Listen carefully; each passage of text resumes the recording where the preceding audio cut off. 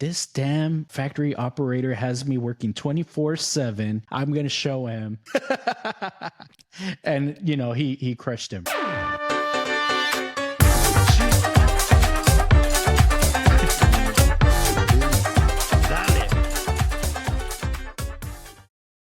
Cool. Well, lots happened in tech this week, actually. So how about we dig into some of that? Did you hear about this crazy robot that crushed a guy? Yeah, man. Sad news, though.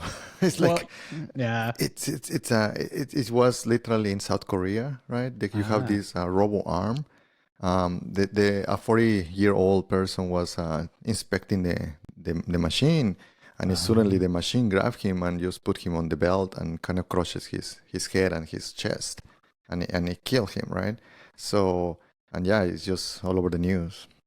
No way. I mean, so I'm assuming this is some kind of, is it like a smart system, some kind of robot, or was he just standing in the wrong place? Do you know what happened? No, it's in the factory, right? So he was checking the sensor on basically that, and it just happened. The problem is when you're coding this type of machines, you have the algorithms to be able to visualize.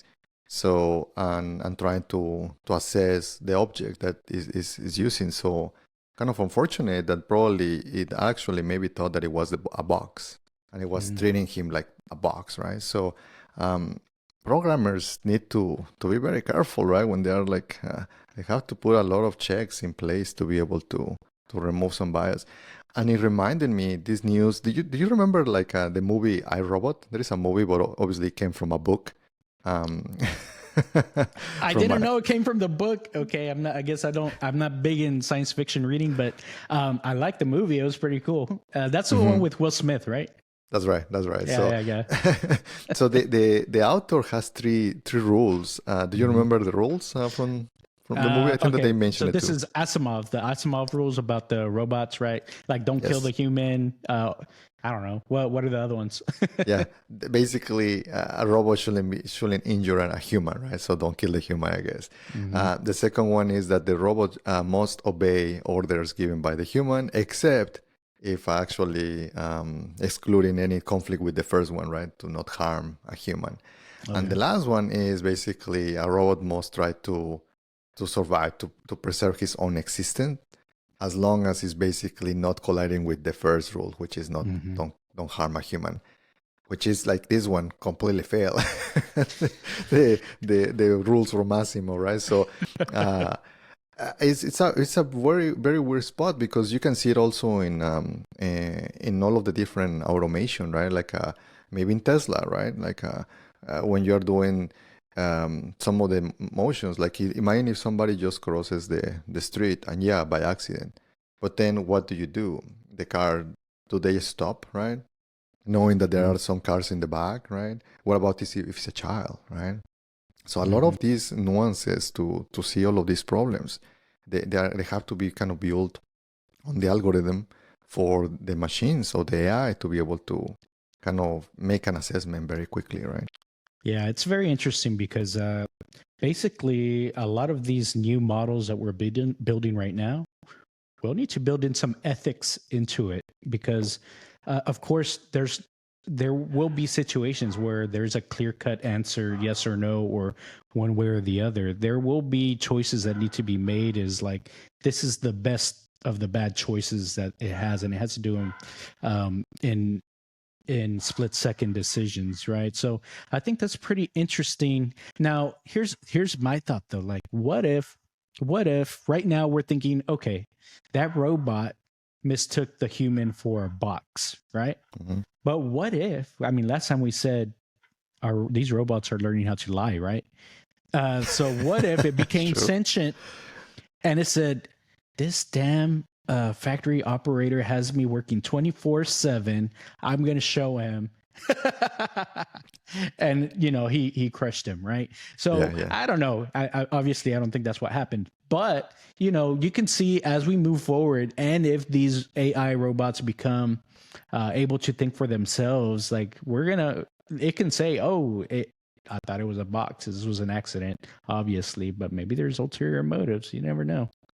No, and we have to watch that, right? So I'm more in the camp that there was an error in the programmer. Yeah, blame but it you on the cannot developer. discard. That's why they're all quitting. We've got how many millions people quitting developers? Yeah, that's why. Blame it on the developer. Yes. So talking Fix it. Fix it. fix it. Talking Yeah. about AI, right? So uh, I didn't pay attention, but the name is Grok xAi, which is like the AI algorithm for Elon, right?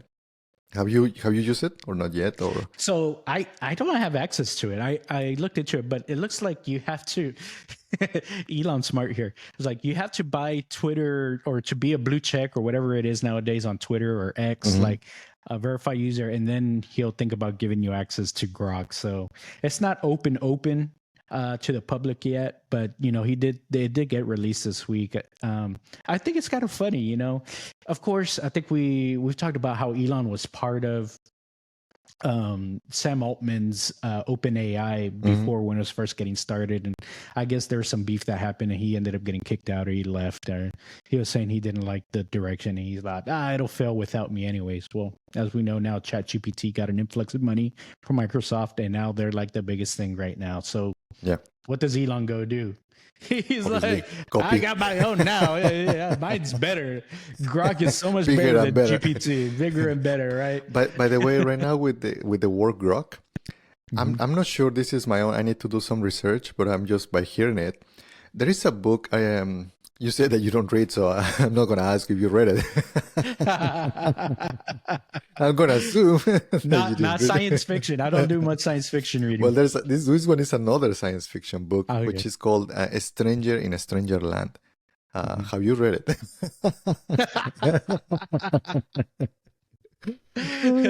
I got you. I got you. So well, this one it is about a Martian. And I'm spoiler alert, please. If you haven't read it, maybe mute or whatever. But because I'm gonna have to tell you a couple things from the book, right? So, the author is Robert. I'm not sure if you pronounce it Heinlein, yeah, something like that. And it's in the 60s. It's a novel, and he uses the term Grok. So, and I think that they coined it to him from this book, because it was literally. If you Google it, it means understanding. It means, but the way that I also understand it myself is more also as well with empathy. So, and that book is actually quite religious. And in my opinion, it actually is talking almost about Jesus, believe it or not, when he's a Martian. So it's an interesting book on philosophy and science fiction and a little bit of the religion. And I'm actually no wonder why he chose the name, right? Like Grok, because it actually thinks he's Jesus. No, necessarily more for the Martian, I think, and more for the understanding. I know, I gotcha. so yeah, I think that it's weird that he used that term to be able to name his algorithm. So if you look up the definition of Grok, it's gonna say like understanding or empathy. So you could say it's kind of means like, I feel you, bro. So I like that. I feel you, bro. So you think that is because ChatGPT is like that mask, that blend that we were discussing, right? Like, right. And this one is gonna be like with culture and like be in your face, right? It's the code switching, right? That's the code switching. Yeah, Grok is doing code switching. It's code switching here. So, okay, so apparently Sam Altman, right, from OpenAI, the ChatGPT guy, he was my homie Sam. Your homie Sam from Burning Man, right? Yes. He was saying something like he picked on Grok for whatever, right? Elon, Grok, blah blah blah. He was picking on it, and so Elon's not gonna stand for that shit, right? He's just gonna be like, oh yeah. So he made Grok come up with a joke making fun of ChatGPT, GPT-4. So let me read it to you. He kind of put it out in a tweet or something like that. It says, So this is from Grok's point of view. He asked it, I guess, to roast GPT-4. So he goes, GPT-4, more like GPT snore. When it comes to humor, GPT-4 is about as funny as a screen door on a submarine. Humor is clearly banned at OpenAI, just like the many other subjects it censors. Ooh, So the Grok was even fucking rapping there, man. yeah, I know, right? I think that's the next thing right there. So yeah, so it's kind of funny. So Elon's kind of poking fun at GPT-4 with his own product Grok, but of course Grok's not really open yet, so we'll see what they're gonna do. But a lot of stuff that Elon does, he kind of tends to do it pretty well. So he pushes his folks to don't take shortcuts and things like that. But I don't know. What do you think? Do you think it's going to be good for the industry? It's great to have different options because it used to be Google. Actually, I'm worried. I like a lot of the Google products, right? I hope that they don't go under. they have to figure it out, right? Like because right now I'm not using Google as often as I used to. I'm using ChatGPT. I have a ChatGPT window open, right? So I got rid of a lot of products, right? No Grammarly, and almost no Google. And again, it's just a disruptor on the technology. So I think that's what we're gonna see, how if they don't play it out properly, if they still probably are fighting internally because probably they have also some good tech for AI internally that they haven't put it to the basically to the mass. So we have to see them react very, very quickly. Yeah, for they have sure. Bart, but dude, Bart. I mean, compared to what these two things, nobody knows, which is weird, right? Because it's Google. We all know Google. Mm-hmm. Well, Bard does have an advantage in that I think they have access to current internet, whereas GPT-4 is still back to maybe 2021. Not anymore. You can data? have in the premium. You can basically ask it to kind of have internet, right? But their advance is super fast, which kudos for OpenAI because they give it like new internet, and also they're giving it eyes, like literally. Why? Because now they have vision, so you can literally have images. So literally, it's vision and also internet. So and they are building the hearing with audio as well. Dude, that shit is gonna become sentient very soon. GPT-4 is going to be, it's pretty awesome. Actually, they, after we didn't mention this, but this week also they had some other announcements around GPT-4 where they're actually letting people build their own GPTs. So it's a new announcement. So basically, if you have documentation, let's say for your job or your work, you got a bunch of documentation, you can make your own GPT with it very easily, put it in, I guess, into GPT, and you can start asking it like, stuff based on your own documentation. Or if you're doing, let's say you're doing a research project, you download a bunch of journal articles, PDFs, things like that. You did your lit review basically. So you have maybe 100 different journal articles. You can feed it into your language model or your GPT-4, and you can query it just like you would do with GPT-4. So it's becoming an expert at a particular subject that you're telling it to. So this is really cool stuff, and it's building and building on top of each other. It's really cool what GPT-4 is actually doing. For sure. If you are studying like your career and you're starting there, go into ML, machine learning, right? There is a bunch of now new things, right? And back on my days, it was a computer science. That was the shit. The shit right now is data scientist / machine learning, right? Why?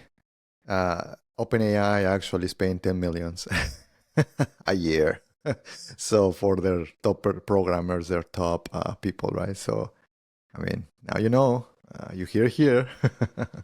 I know, right? That now's your chance to really get into that. And I would say also, like, I also saw this news, like there's new revised timelines for the singularity, right? When the computer becomes sentient and it basically takes over at that point. They're saying it's within the next 10 years now, or possibility is within the next 10 years. So they're moving that goalpost up. It used to be not until 2045 or something was when a singularity was going to happen. Now they're saying maybe in the early 2030s. Yeah. Pretty cool. Yeah.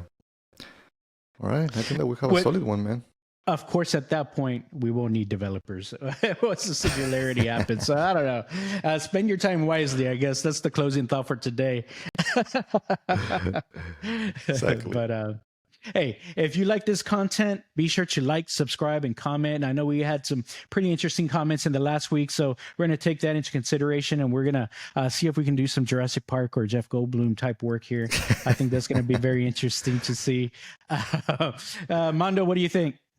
No, I mean, I'm excited. Dale. All right, we're going to do it sin miedo. Dale. Bye. Bye.